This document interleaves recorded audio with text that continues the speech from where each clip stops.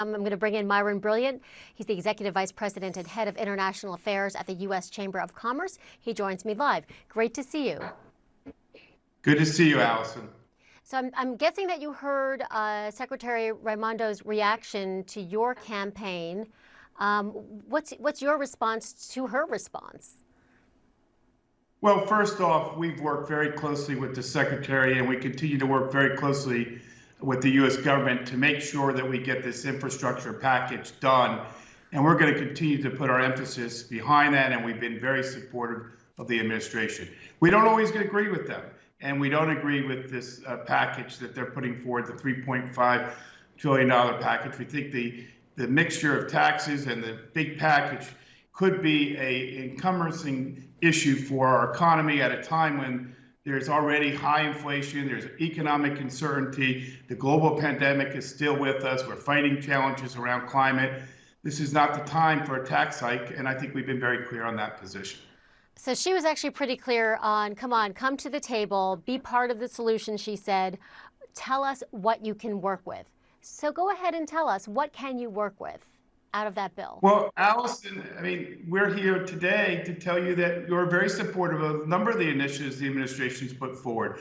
We've been working with them on how to ensure we have an appropriate U.S. leadership around the global pandemic. We put a task force together of leading CEOs so that we could work in coordination with our government to make sure that vaccines are getting around the world, that the United States has a leadership position.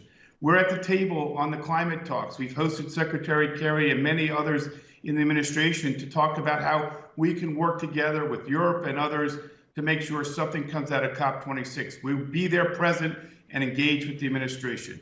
We're working to encourage a more forthcoming trade policy. We want to make sure that America is leading in advocating for open markets around the world, a position we have historically had in raising standards and improving the lives of people around the world. And we want to engage the administration, and we are engaged with them. There are many areas that we are engaged with the administration very effectively. We have some differences on this big $3.5 trillion package, but even there, we said there are areas that we're willing to work with. So I think we are very clear on the record on that. Do you feel like they're going to bend?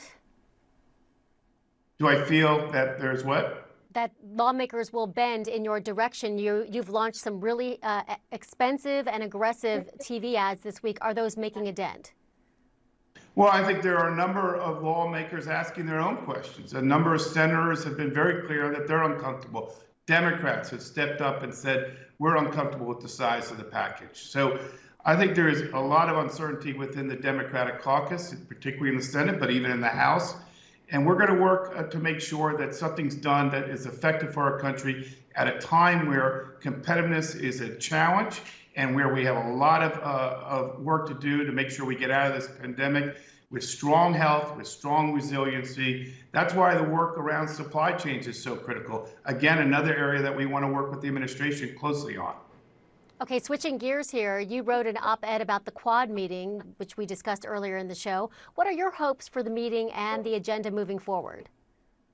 Well, the meeting is wrapping up today. It's going on as we speak.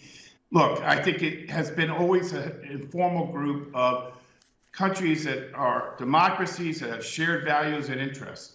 But now it needs to become more formal. There needs to be more concrete steps taken, not just in the security space, but in the economic space. So we applaud the effort of the Biden administration to work on issues like cybersecurity, certainly on global pandemic relief and the coordination among these four countries with the rest of the world, and certainly in areas like climate and supply chain. So this work that's going on today is important, but it's also important that it leads to concrete steps. So one of the areas, for example, in the supply chain, we need to make sure that we're thinking strategically about rare earth minerals, right?